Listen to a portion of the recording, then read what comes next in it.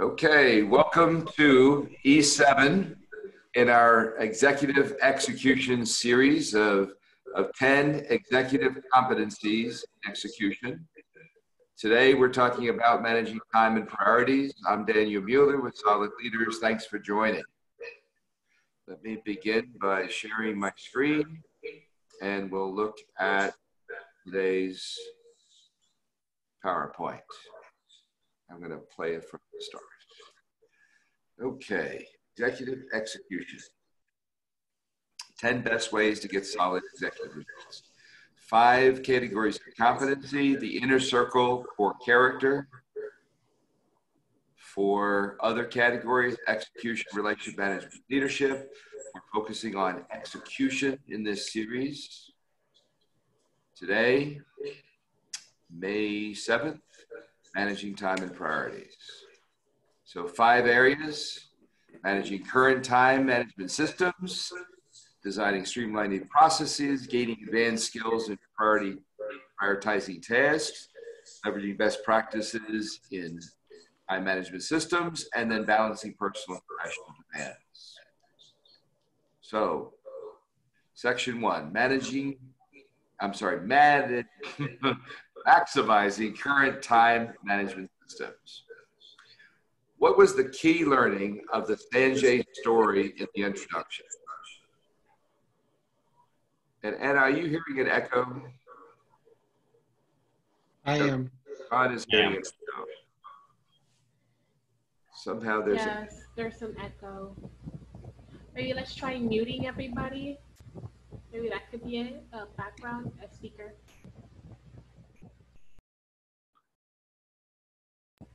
Okay. There we go. So what was the key learning of the Sanjay story in the introduction? You just have to unmute yourself to talk. Key learning of the Sanjay story. If nobody else goes, I'll go. Sure, go for it. He didn't understand that his team needed him to prioritize as opposed to letting them do it on their own. He didn't understand that he needed to let his team prioritize. Yeah, good. What else? What are the key learning of that?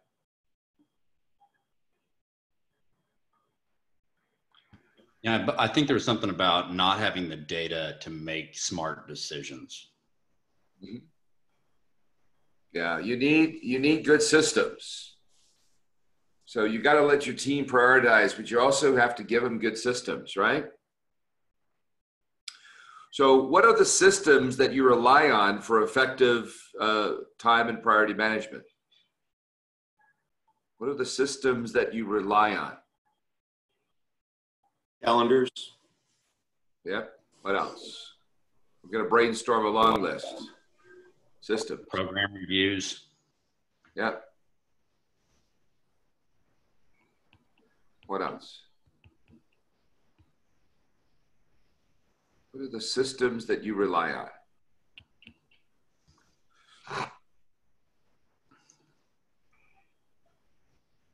What about the systems described in this section? Anna, could you share your screen?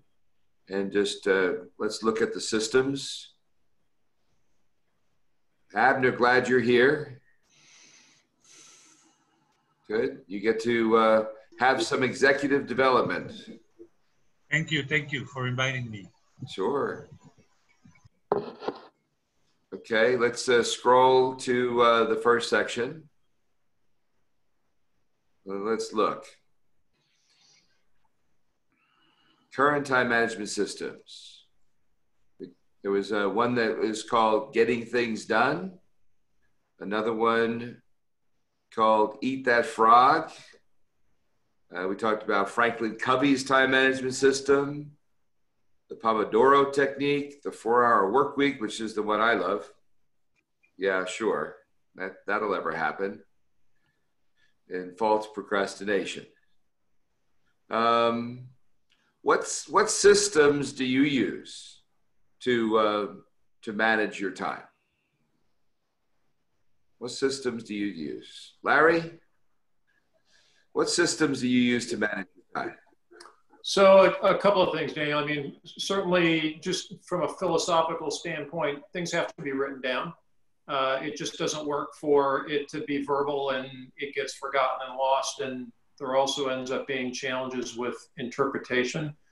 I think another one is, fundamentally urgent versus important, right? We get, and part of that is just because it's somebody else's problem doesn't necessarily mean it's mine or it's really the right priority.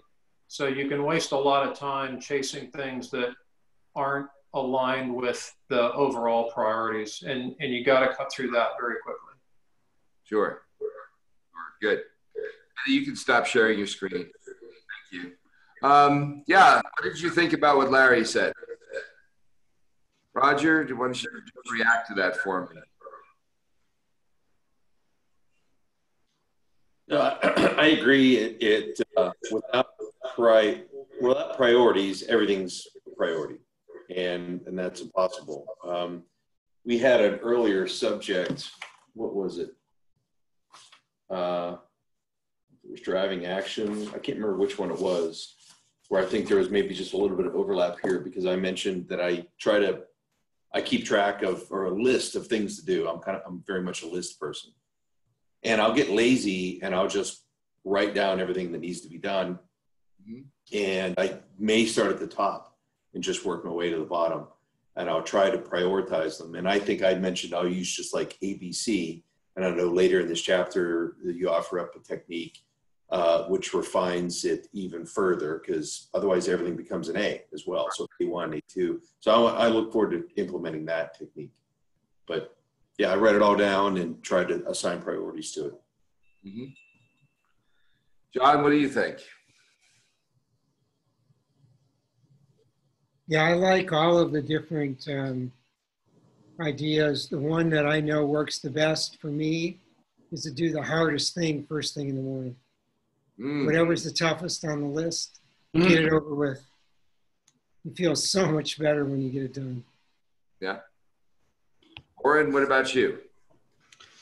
I think I've had a lot of experience in the Covey tool, and that's what I'm most comfortable with just defining the goals and, at least 3 things that you need to do in order to accomplish that goal. So breaking it into smaller tasks and tracking it.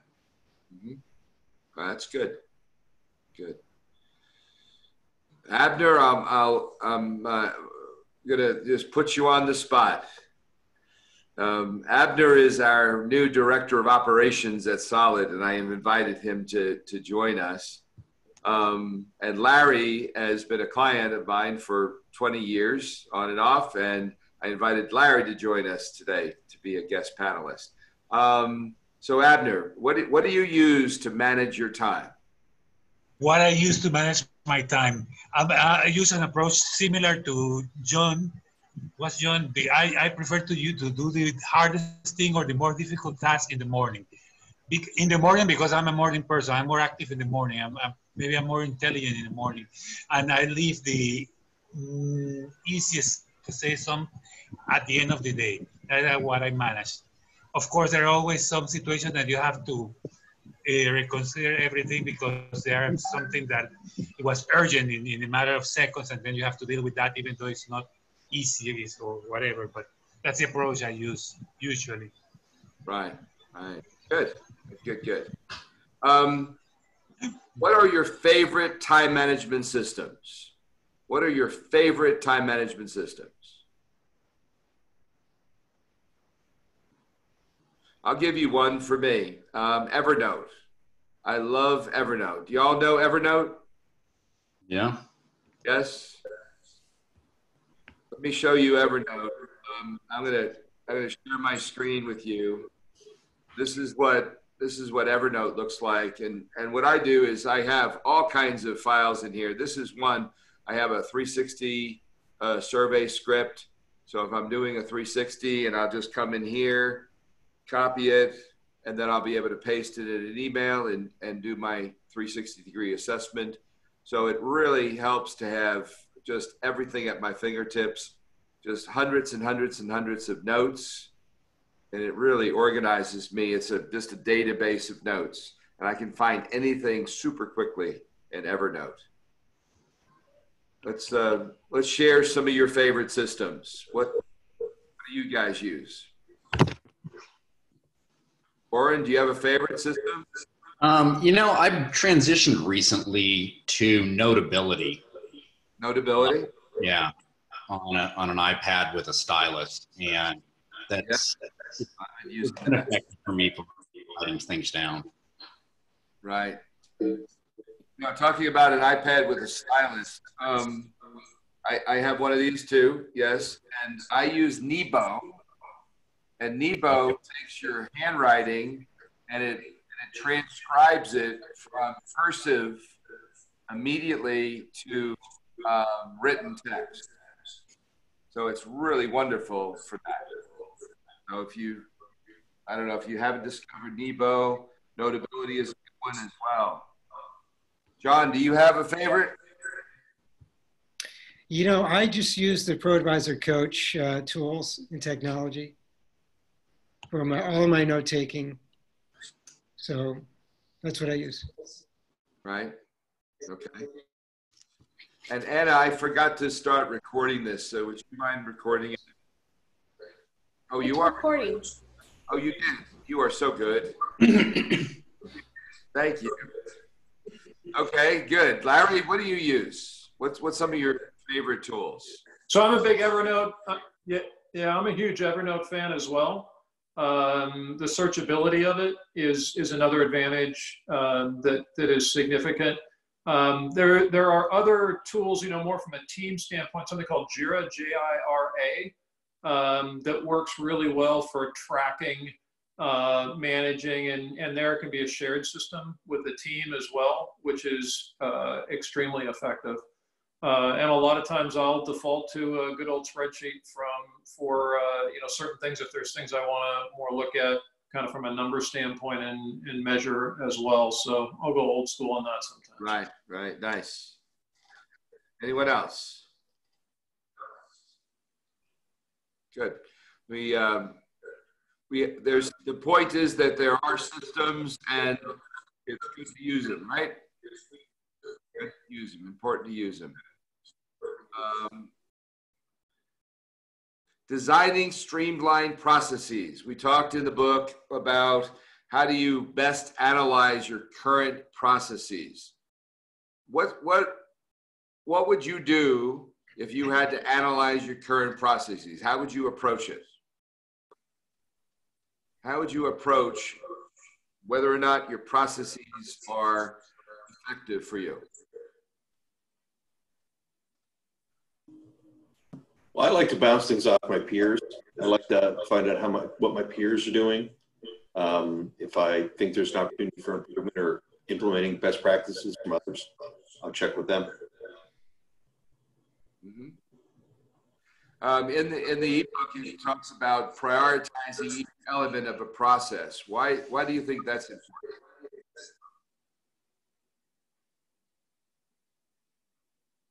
Whatever your processes are.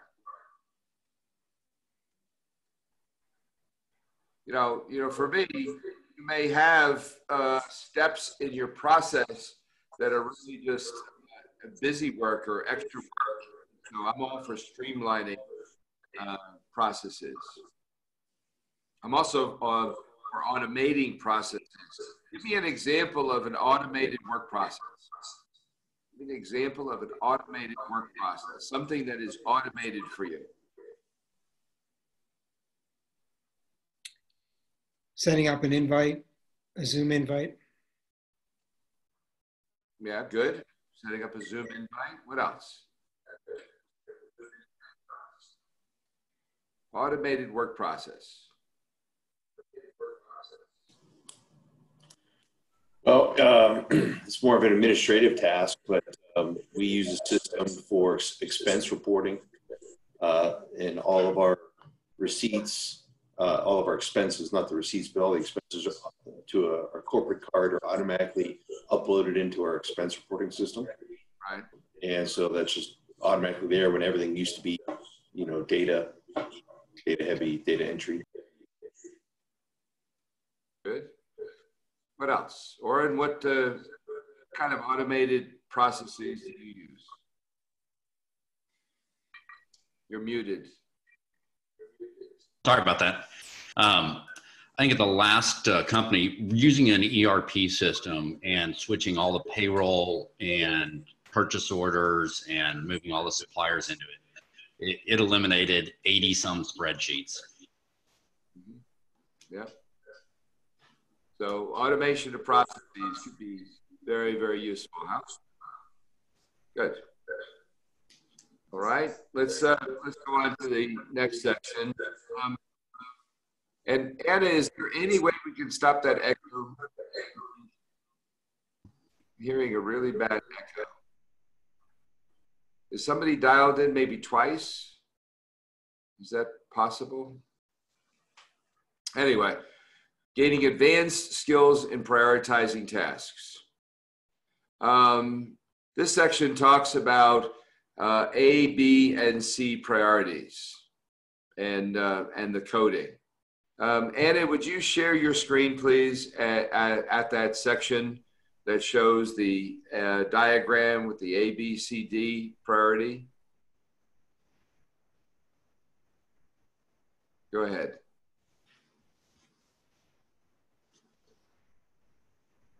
I don't hear the echo anymore. Roger, I think it's you.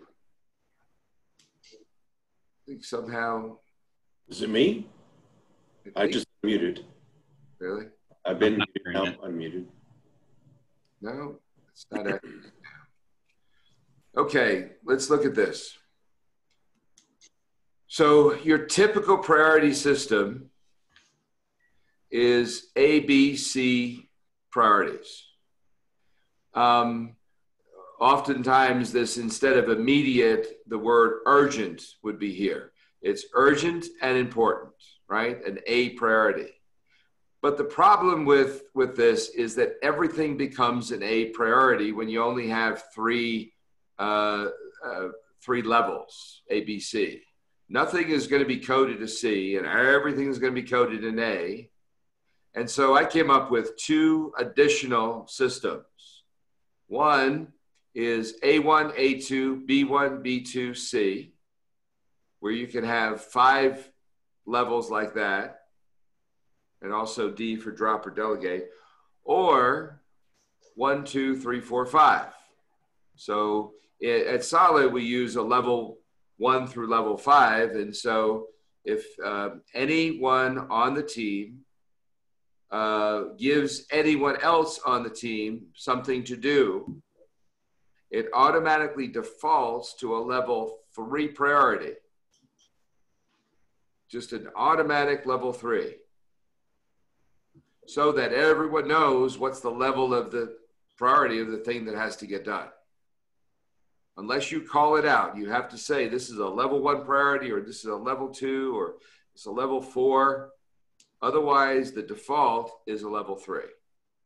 So if something doesn't get done in a timely manner, you can't go back to that person. If you haven't called out the level, you can't go back to the person and say, hey, you haven't gotten this done. Well, yeah, I've been working on my level 1 and level 2 priorities, and this is a level 3. You didn't give me a date, and you didn't give me a priority level. So, Anna, how does that work here for you? I'm just going to put you on the spot. Yeah, so for me, if I get any emails or any instructions to do something, it falls into level 3, which is it needs to be done within 72 hours. And if something's more urgently, it will say level 1 priority and when it needs to be done. It could be by the end of the day, which that will be like level 2. Level 1 is within an hour. So like full concentration on that new priority. So, and how many level 1s do you get a week, would you say?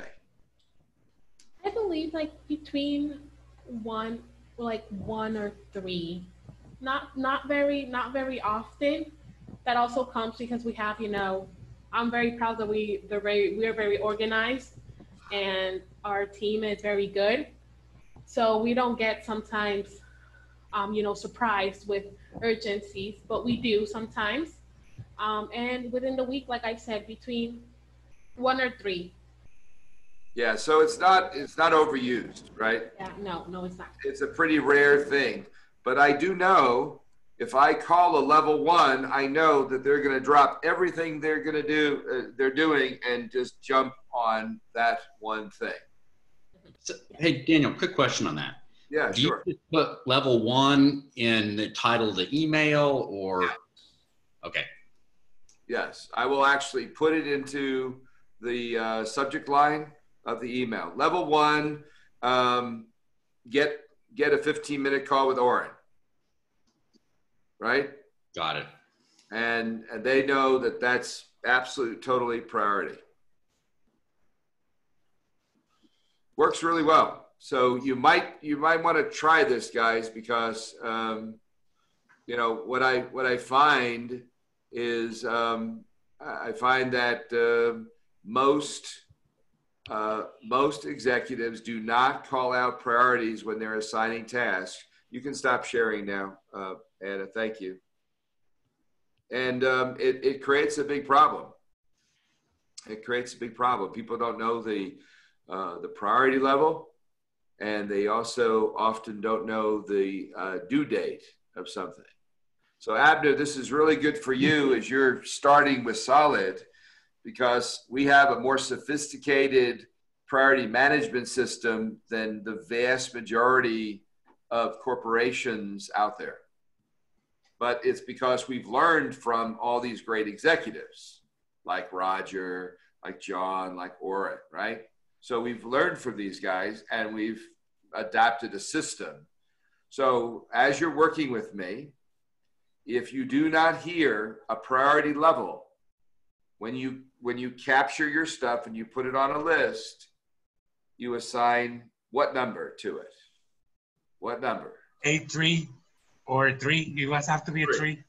Mm-hmm. It's a level 3, mm-hmm. Or a B1, or a B1 because that's our A1, A2, B1, B2 equals 1, 2, 3, 4, right? Got it. Mm-hmm. Good. All right, just comments on that, guys. Any discussion around that? Actually, I've got a question. Sure. When you default to level 3, do you also default to a delivery time? Yeah, I don't know what the delivery time is, but it's a level 3 priority. So it's whenever you get to it, pretty much is my thinking. Now, Anna has a list that tells you what time, what's your delivery time?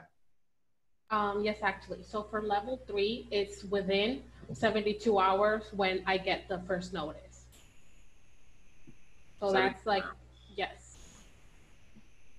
Okay, so my staff took it upon themselves to actually put timelines on this, mm-hmm. Right? Yes. But I don't hold them to it, right? It's I never check if it's 72 hours or a week. But the whole point is that priorities shift. So a level 3 today becomes a level 2 tomorrow, perhaps, right? So I'll bring it up again and say, hey, I really need that faster than I thought. Let's make it a level 2 priority. You can also go with your staff, go through all their priorities, and you can just look at the things that they have to do and the coding of them, and then shift the codes with them. So in a very short order, just with a 15-minute meeting, you're able to change those numbers from a 2 to a 3. No, that's not a 3. That's really a 4. Oh, man, you have too many 2s. Let's drop some to 3s. You don't have any 1 priorities. Let me pick this one. This is the most important thing that I need you to get done today. Right? So it's a very, very good system for communicating priorities with team members. You just all have to agree.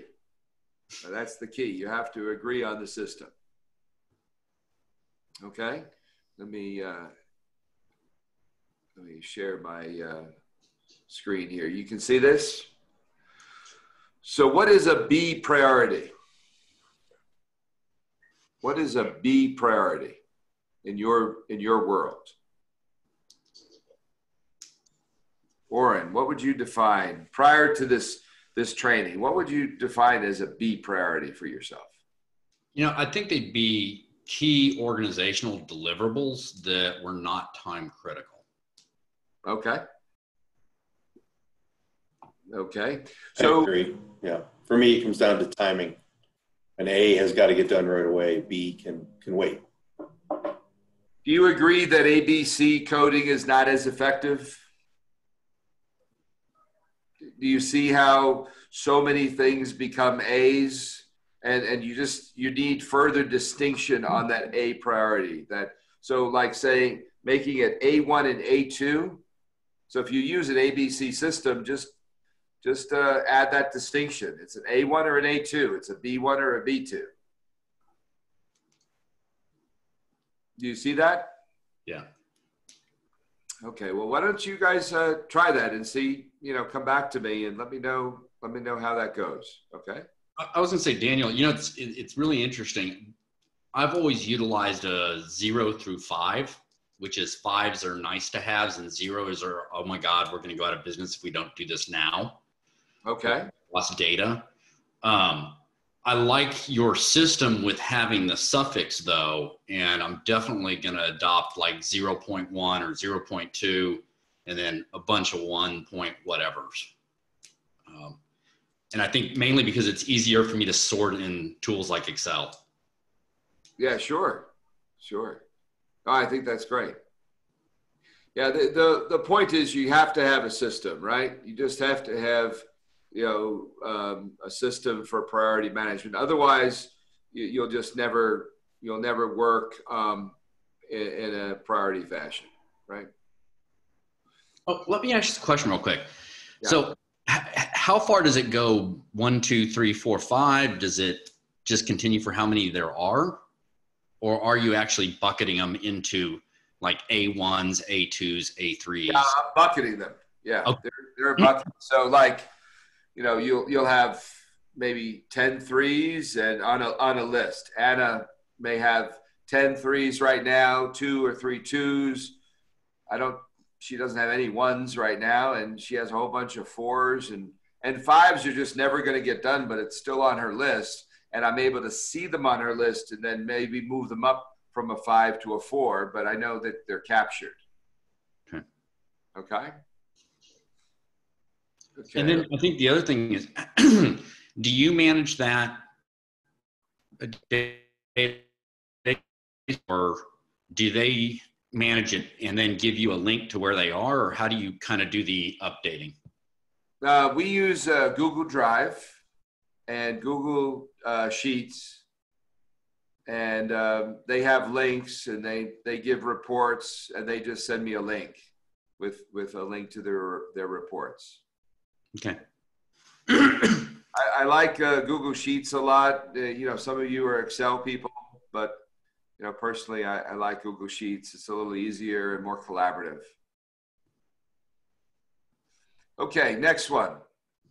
Leveraging best practices of email, calendaring, task, contact management. What are 4 to 7 email best practices?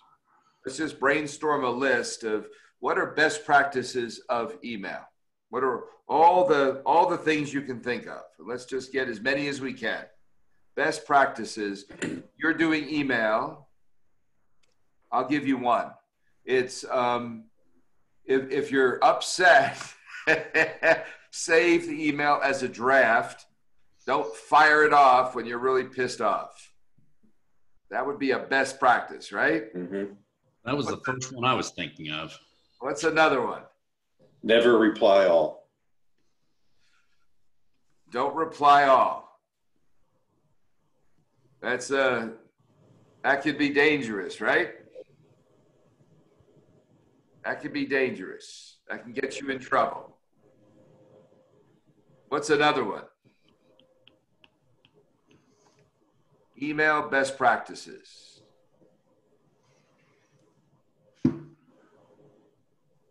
You think of, what do I have to remember about email? What do you think? One of the things that always drove me crazy with people that needed assistance is if they didn't provide you everything you needed to know about something. Like, when do they need this meeting scheduled with another person, another organization? And then what, the link to the data that goes with it, to where you're having to go back and ask. One of my favorites is the person who sends out something with CCing 50 people, not BCCing 50 people, and just giving out everyone's email addresses in a public list, like, you're a member of an organization and they're sending everything out, and then they're sending out everyone's email addresses. Yeah. One thing that I find that works really well is to thank somebody in advance in the first message, so that when they respond to you, you don't have to take the time to thank them again. Ooh, I like that one. That's great. Yeah, because there's so much email traffic that goes back and forth just because you're saying thank you, right? Exactly. Nice. Thanks in advance for taking care of this, or whatever. Yeah. Another favorite along those lines is in the title, with something that requires approval or rejection, putting a tagline of the, no response in 24 hours signifies approval, or something like that, to get them to make the action. Okay. Roger, do you use that technique? No, not really. But I noted the thanking in advance, because right now that's, I've got a couple folks on my team that are habitual thank youers. So they are hitting reply all and thanking everybody for something that, they could just hit reply and not reply all, or figure out a better way to show their gratitude, and it's filling everybody's inbox. Yeah. I like the moving you to BCC as well. Yeah. To get somebody off of a thread. Mm-hmm. What about calendaring best practices? What do you see as calendaring best practices? Or conversely, what do you see as calendaring snafus? Well, nothing really irritates me more than when people will ask, what's a good time? And they'll ask more than one person. If it's just me and one other person, and they ask me, when can we schedule this? But if you send a note out to 7 people, let me know what a good time is. I mean, I'd be surprised if they want 7 separate emails back. And we're all on Outlook. And so my response is usually, my calendar's up to date. Like, go in and look. Go in and find an opportune time. That's what it's there for. Right. Yep. That's a pet peeve of mine as well. That actually touched on something. One of the things that drove me insane was having a CEO that would not accept meetings. He would show up. He would never send a accept, reject, or anything. I think instilling in your organization that that's just not an acceptable behavior. Right. You just gotta accept the meeting. Yeah. We always look on our calendar invites to see, did that person accept? And some people just never accept meetings. They have them sitting on their calendar, but they don't accept. And so therefore you've not gotten that communication. It's about communication, right? Exactly. We'll get mass emails from an admin that may invite 200 people to a national call. And when I accept that so that it goes in and blocks my calendar for that hour or whatever, oftentimes I will select the do not reply, or, so I'm accepting, but I feel like I owe it to her to not be flooding her inbox with all these acceptances in return. If she wants to know whether or not I've accepted, which she probably doesn't care, she can always go into her meeting and find that out. Right. You know, that going into the meeting in advance, that's one of the things I found I had to do to see who had actually accepted, and then, you know, run people down or have somebody do it for you. Yeah. Good. John, what about you? Yeah, I agree with what everybody said. What I've learned today is to use I'm going to make a decision to move forward unless I hear back to you by this time. That's a good one. I have used it, but I forgot about it. Yeah, they're all great techniques. What about in task management? What's some of the best practices in task management? In other words, as you're managing tasks, what's best practices? I'll give you one, I think, and this is really obvious, and I think Larry said it. He had to go early, by the way, but I wanted to invite him just to participate a little bit. He's been a good client of mine over the last 20 years. Anyway, writing things down. If you keep everything in your head, that's just way too much stress and pressure to capture things. Everyone has their own capturing system. Let me share mine, and this is not typical, okay? This is very atypical.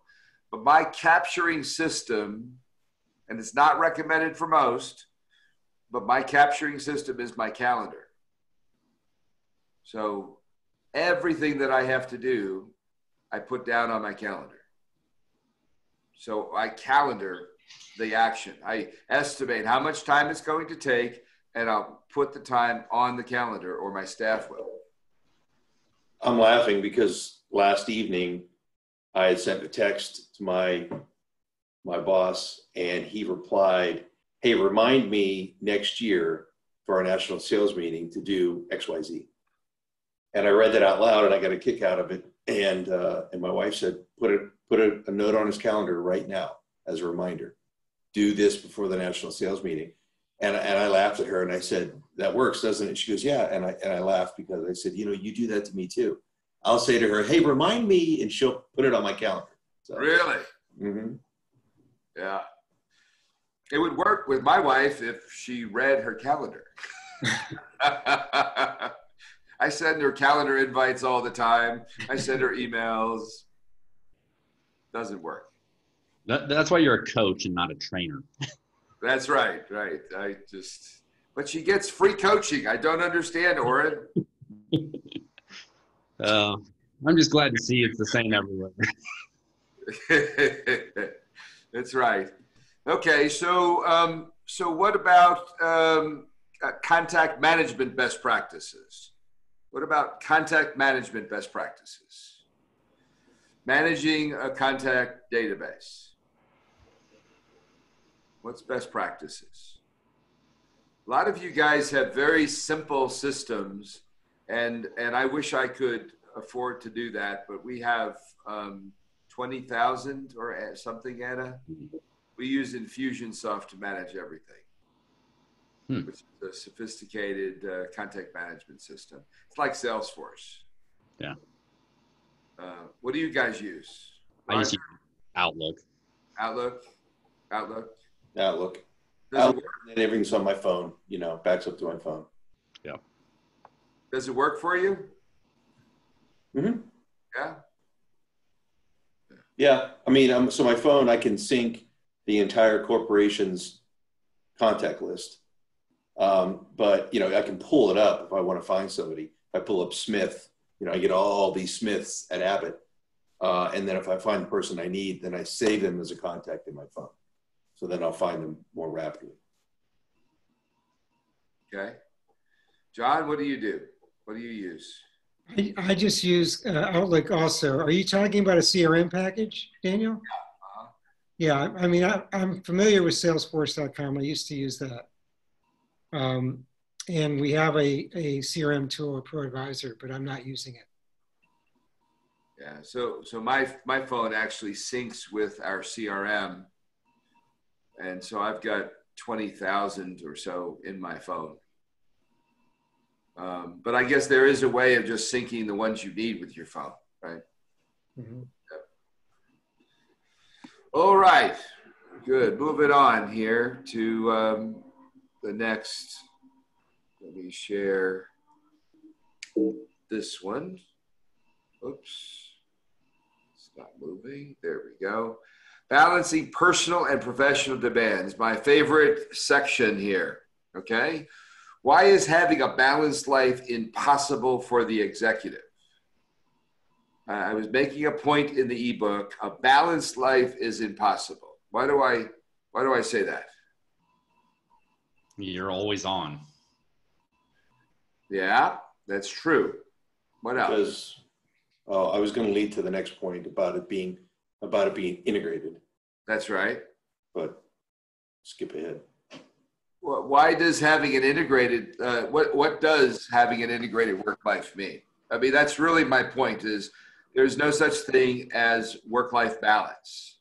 For the executive, work takes up far much more time than personal life.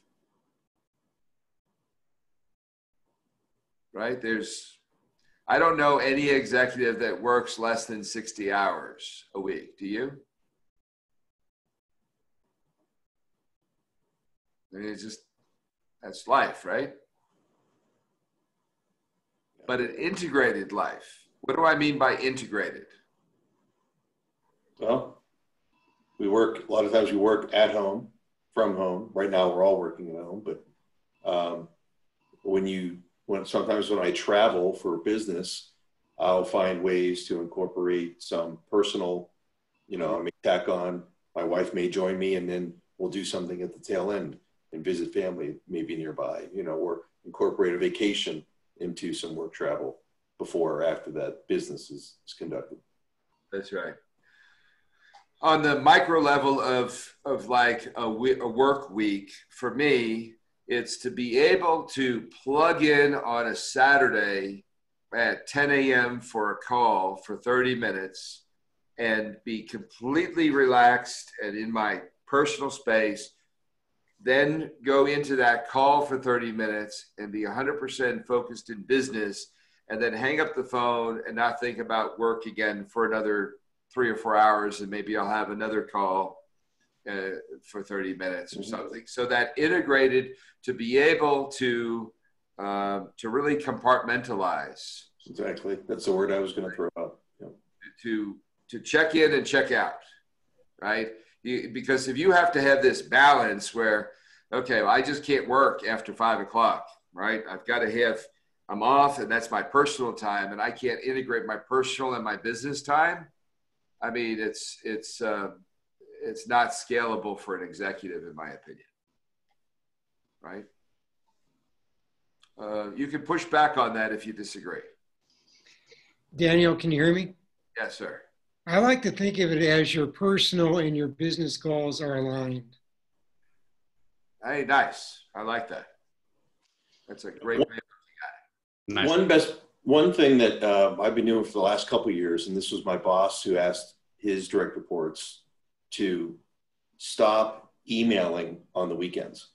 It's like, if you want to work and do email on the weekend, that's fine. Just set it up to auto send at 10 p.m. Sunday night or 6 a.m. Monday morning. But just because you're working doesn't mean you need to be pinging everybody and having their phones blow up because you've decided you're going to play catch up via email on a weekend. That's right. Your boss told you that? Yeah. That's a good boss. Yeah. Yeah. Well, he expects a lot Monday through Friday.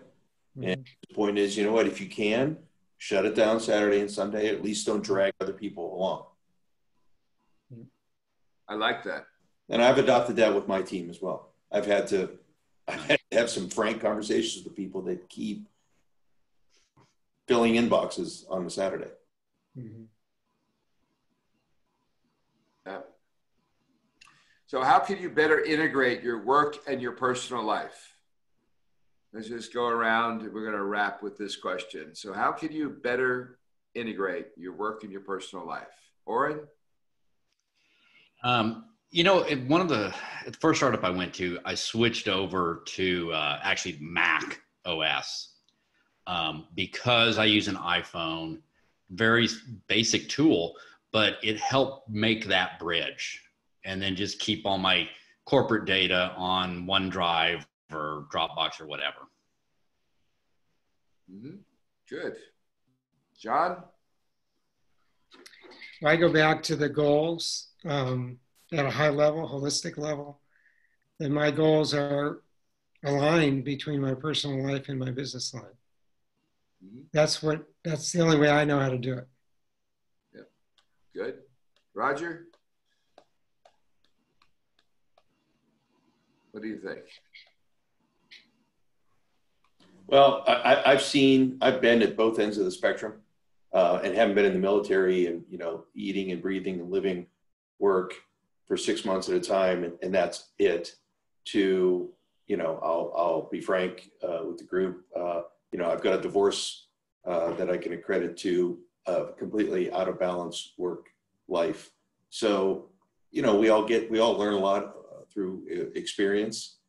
And I think what's important as an executive is that we try to share that experience with the people that we're coaching and developing along the way, and make sure they learn from us.